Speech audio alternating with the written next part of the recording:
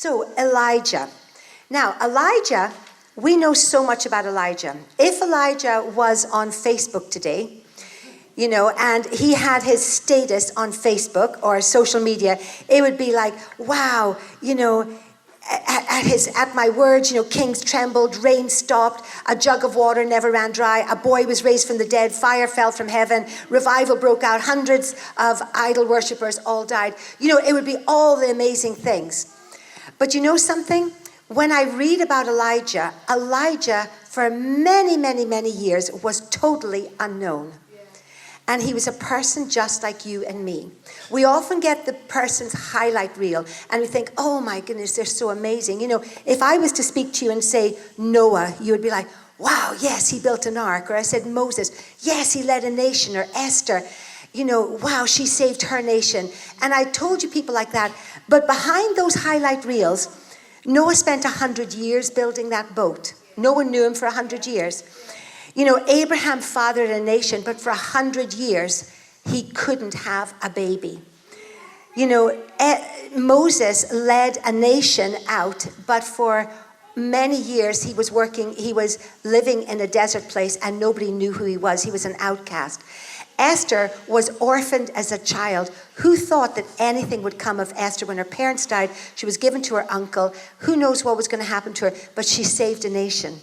And so, all of us have these highlight reels. We think, wow, all the big splashing things. But God in his word shows us that there is another picture. There is another journey. And it's all those years that are spent in the quiet places. And so this story of Elijah starts about 100 years after Solomon has built this incredible temple. So Solomon's built this temple. There was the whole world came to see this amazing place. Everybody was talking about it. We're talking, 6 kings later, 8 decades later, and the country looks nothing like what Solomon had done. And I began to think about our country today. I went back 80 years. And I started thinking about the 1940s. And in the 1940s in our country, there was a war. The churches were full to overflowing with people. The Bible was read widely in every school. It was the first thing was done. You read your Bible and prayed before any class started. There was missionaries from this country sent around the whole world. The clothing was very modest. The movies that were shown were classic. There was no pornography in the movies. There was no pornography ever printed or shared. Sundays were a day that the whole nation went to church. Nothing open, nothing moved, and it was a really powerful time. That was only 80 years ago. And so when you see Elijah, you think, I understand what it was like. From Solomon to Elijah's time, the decline was huge. And it's the same with us today. The decline was absolutely massive. And so I was thinking about background reels. We like to hear about what Elijah did, the great exploits. But behind that is a backstory. And we're going to unpack his backstory today. We're not going to go into the great feats. We're talking about his backstory. I remember, if I take you back to 1984, some of you were there, some of you weren't, but there was a couple of skaters that had started off in Nottingham, Torval and Dean.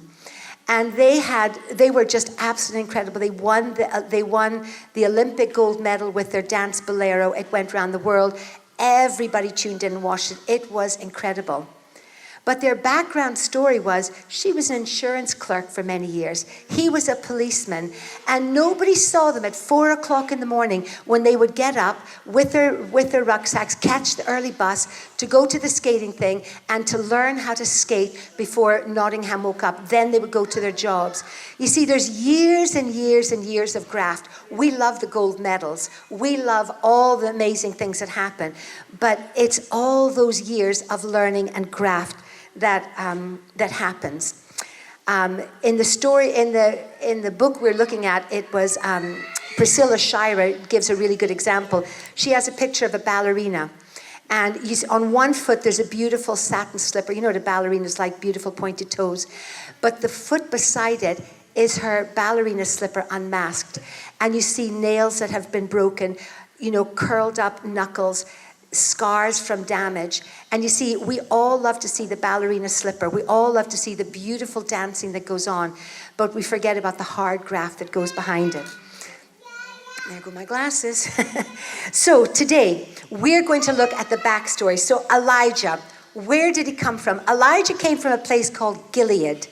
Gilead was in a insignificant place. It was in a small place. Nobody knew who Gilead was.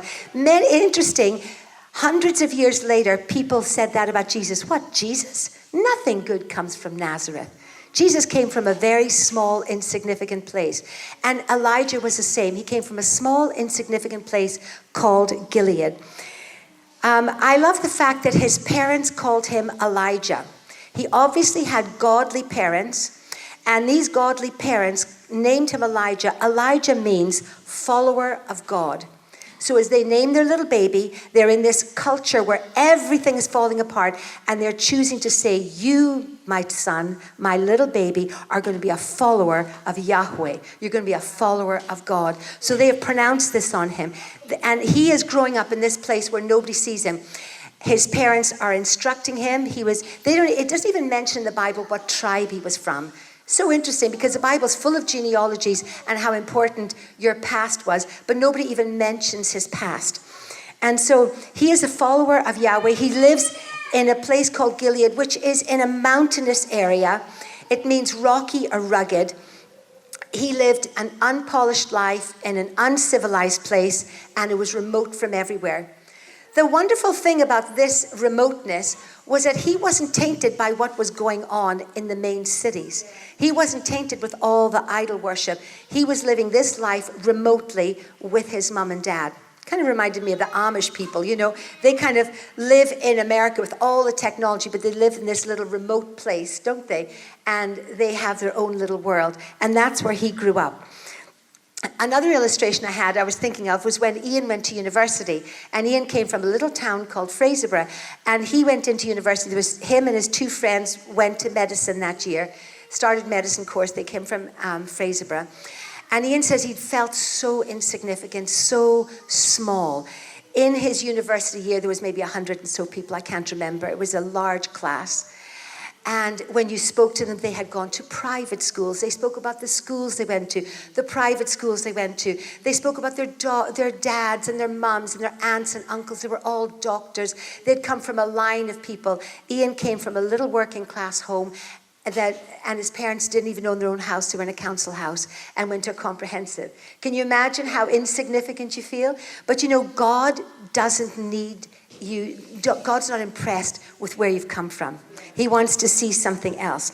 So the first point is, Elijah believed that God of Israel was alive and well, because in his little place, God was alive and well, and he was doing great. And so he goes on, and you know, Elijah goes on, and he's having a wonderful time. He's learning about God. They said he was probably a shepherd. He looked after sheep. Many shepherds in the Bible, isn't there? He looked after sheep. He was a mountain man. He probably looked a little bit like those guys from Duck Dynasty or something it's called? Yeah. You know, hairy, you know, unkempt, you know. I sometimes watch Gold Diggers, or, you know, that one that's in the Australian outback, and the gold hunters. And they are rough people, you know, long hair. They've never had a shower for ages. I imagine Elijah looked like that, okay? He was rough, unkempt, and that's what he looked like. But inside, he had a beautiful heart. Inside, he knew God. And you know what? He didn't just turn up at the palace one day. He had a journey of knowing God and being known by God. Elijah's strength came from the challenges that happened in his life, the valleys, the difficult times, the things that strengthened his faith. His challenges came and stirred him up to trust and obey. His first public appearance happened to be in front of the king. No one had heard of him before, but it came after years and years of a deep faith and knowing God and understanding God and knowing his faith. And he could stand there completely as a large man inside, even though he looked pretty rough and uncultured and unpolished to the outside. He was a strong giant of a spiritual man inside. The question I wanted to ask here, are we willing to do what Elijah did to get what Elijah got? Sometimes we want the glory. Sometimes we want, I can remember thinking, if I just wore a long black coat like Darlene Check and had my hair dyed blonde, maybe I could lead worship like her. Sometimes we want the outward appearance. We want that, but it's that inner walk. It's that inside thing that actually catapults you. It's not about our voice, it's about our heart. And this is what he was about. So sometimes we're not prepared to do what will take us to that next level.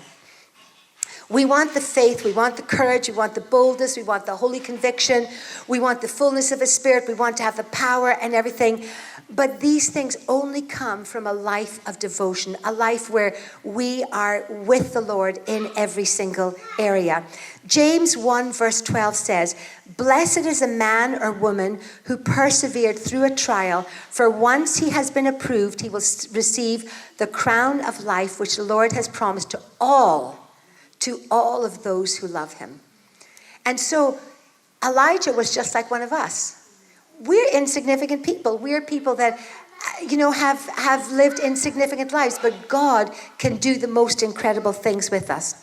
So as well as Elijah believing God and knowing God, the second thing is he believed that God could use him. He put his hand up and said, "Lord, if you want to use me, I hear what's going on over there. I can see what's happening, and I cannot believe that I know the stories my parents have told me.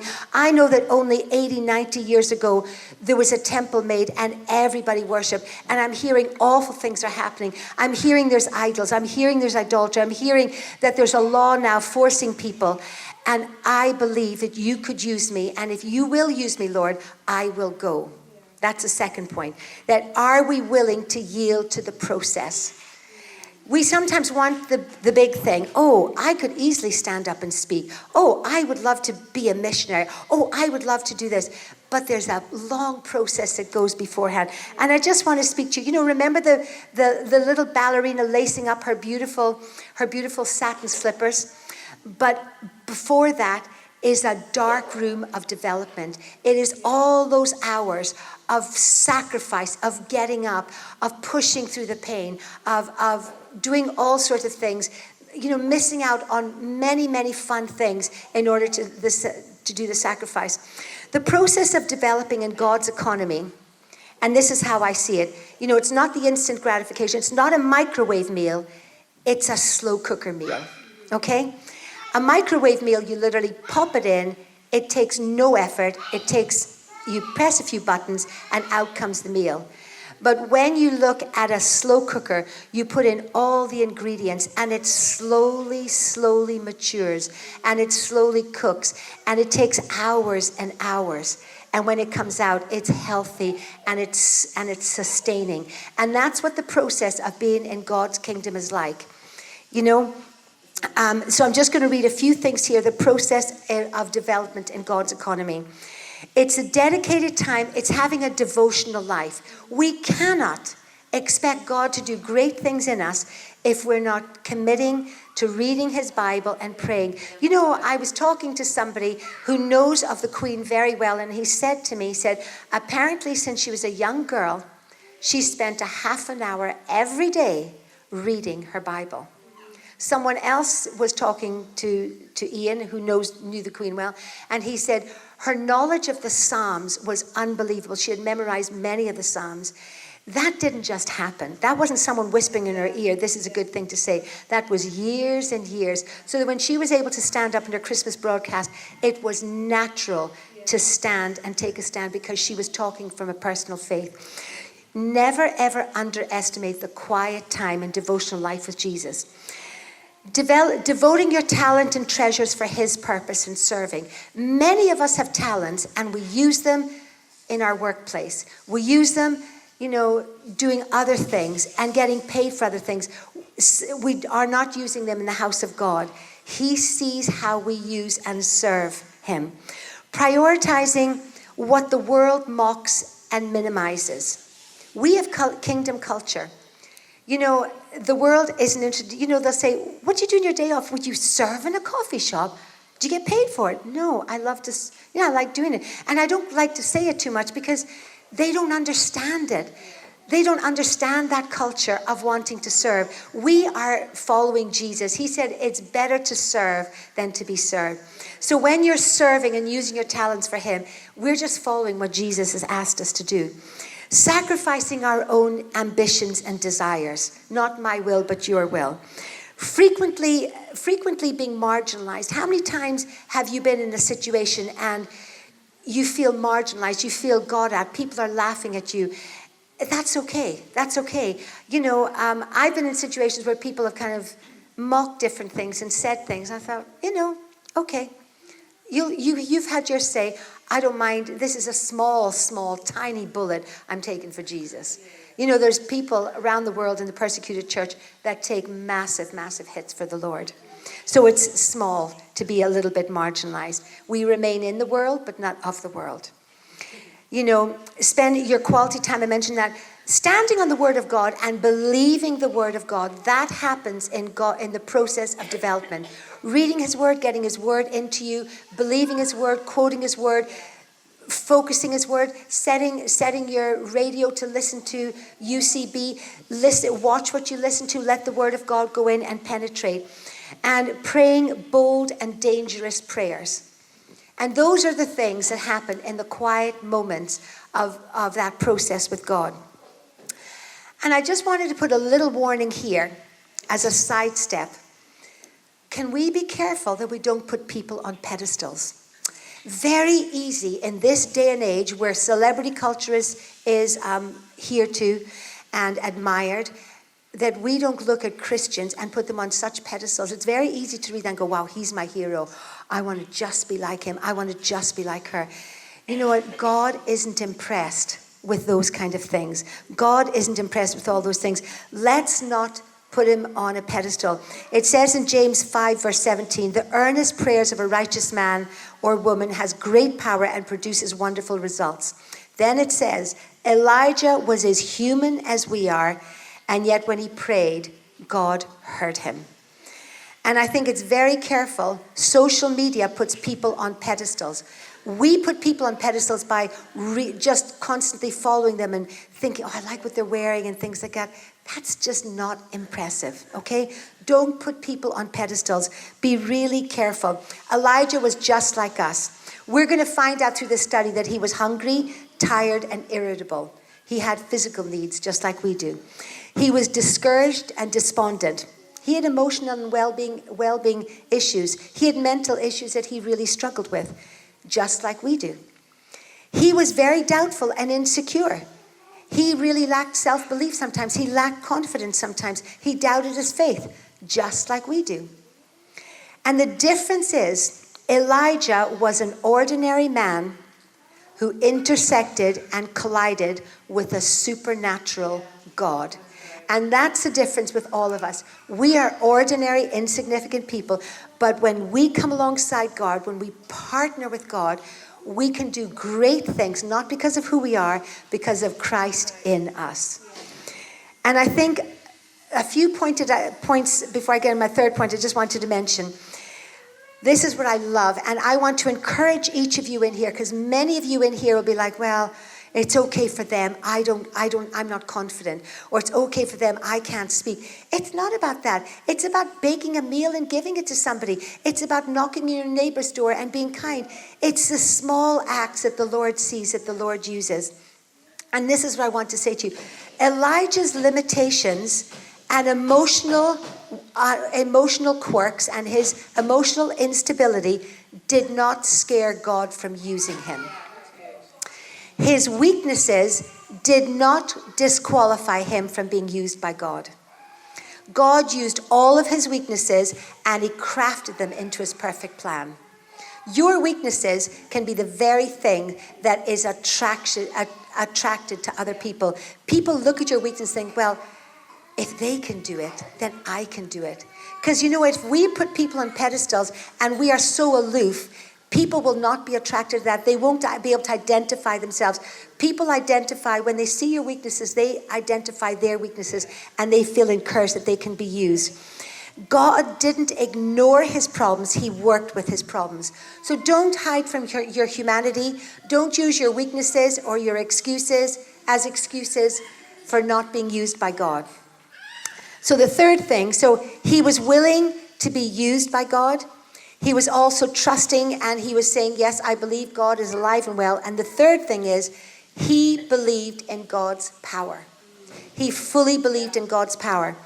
And when you read this story in Kings, I haven't read the story because I just thought I would tell you the story, and I'm just picking out a few verses. But in King Ahab has now come to the throne, and there's been 6 or 8 different kings. King Ahab has come, and it says in verse 30, Ahab did evil in the sight of the Lord more than all of those who went before him. You think of our own country, you think back to the 1940s, and you think of the things that are going on today. It is just so evil. There is so much wrong going on. And that's what happened. And here's King Ahab. And, you know, this is how it started. This is this downward spiral. It doesn't start with a big sin. It starts with a compromise. And a little compromise, and a little white lie, and a little deviation. And before you know it, you're in a dark place. So Israel had been going on this downward spiral. The king that preceded him was King Jeroboam. And King Jeroboam thought, it's so far to go to Jerusalem, to go to that silly temple to pray. Let's make a temple here that's more convenient. So he made a compromise. We don't have to go there. We'll just do it here. So he said to Israel, let's make our God convenient. Let's make it simple. Let's not do that sacrifice. Let's do it here. So he had made that compromise. And then King Ahab comes. And King Ahab comes and says, oh, right, so we've got a temple here. We don't have to go there. I'll tell you what we're going to do. Let's not just worship God. Let's worship idols. In this temple that they've set up, let's just worship God and let's worship idols. So they start worshiping idols. And then King Ahab, in the place where God is, erects this big idol for Baal and says, actually, I'm just going to say to everyone, you're not going to worship God anymore. We're just now going to worship Baal. So, you know, we were saying you can worship here. Now we were saying you can worship God and you can worship idols. And then King Ahab was like, actually, let's ditch the God bit. If you want God, go there. Let's ditch the God bit. Let's just do Baal. So he then erected this huge altar, and he replaced God in the very place where the people were. So this is how low it's gone down. You think about all of our churches in this city that are now other places of worship, okay? Put that in your head. And then he then decides that I'm going to get this big Asherah pole. I'm going to have a goddess, not just a god, but a goddess.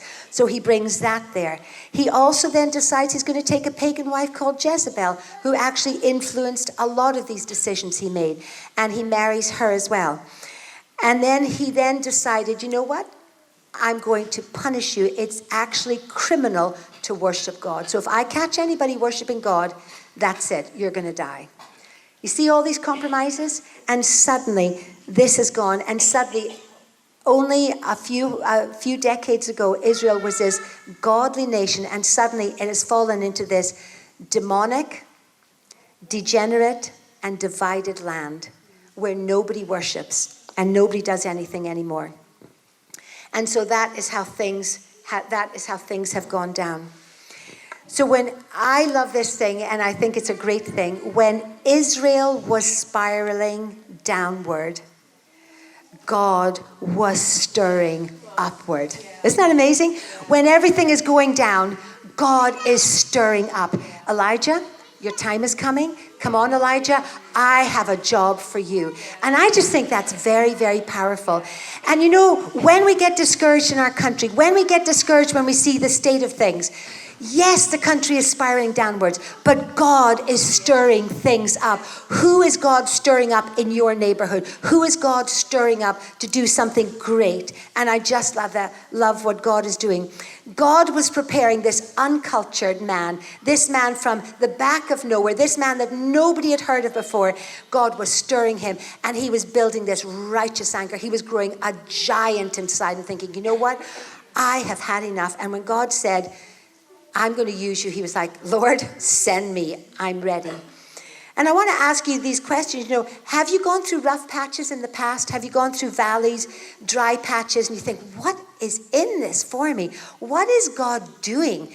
I don't understand what he's doing, but I'm just going to lean in. I'm going to grow inside. And you don't know that somewhere down the line, God is going to use those very areas for his good. And you'll be able to come alongside people and say, you know what? I understand what you're going through. I had the same issues. And that's what happened. I love what it says in Genesis 50, verse 20.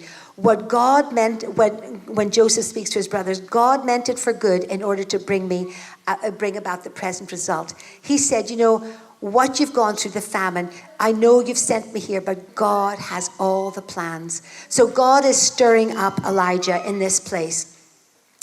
Because Elijah lived in obscurity, he was not tainted by living so close to the idols and the influences of the city. That's really important for us. We can't go and live like the Amish people and live somewhere in the mountains and think, right, I'm not going to get involved. We can't go and live in little kibbutzes, although sometimes I think that would be quite nice. Especially in your teenage years, you want to take your kids and go and live in a tent somewhere so that they're not influenced. But God says he will never put us in a position that we cannot cope with. He never will tempt you beyond your limits. He will never give you something that's more than you can bear. And so what I would say is that God will see you through. He's not shocked by the culture. He's not surprised. He hasn't looked up and thought, oh my word, I can't believe what's going on. He's seen it from the beginning of time.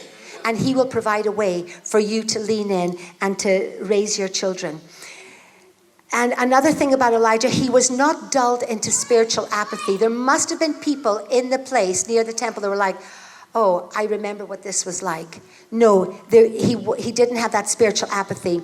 And he didn't care to please others. He was not interested in doing the politically correct thing or doing what the law of the land said. And so what we find Elijah, he just suddenly burst forth, and this is where I'm going to end it. He burst forth, God, he's done enough, and then he said, right, that's it. And God says, this is a time, and he went to this city. He goes and he says, where's the palace? He doesn't know, he's an uncultured man. He finds the palace. How he gets past the guards, looking like he does, how he gets into the presence, and he gets an audience with the king. I mean, that's unbelievable. And he stands in front of the king and he says, and he speaks these words, and he says, now, as he speaks to King Ahab, and it says in 1 Kings 17, as surely as the Lord, the God of Israel lives, the God I serve, there will be no dew or rain during the next few years until I give the word. And he walks away. He doesn't even introduce himself. He doesn't say anything. He just walks in, gives this message. I mean, why King Ahab didn't strike him down dead? He must have been in shock. But he comes and in that little verse, he says that the God is alive and well. He said he nails his colors to the mast and says, this is the God I worship, and this will not happen until God says so. And then he walks out of his presence. And we're going to take up the story next week. So this is what happened in Gilead. And you know what? 2 days ago, yesterday I was walking into town, but I've had this song in my head, the song from Echoes. I'm not going to sing it, but I wrote down the words from Echoes, and it just resonated with me. And this, I think it sums it up very well.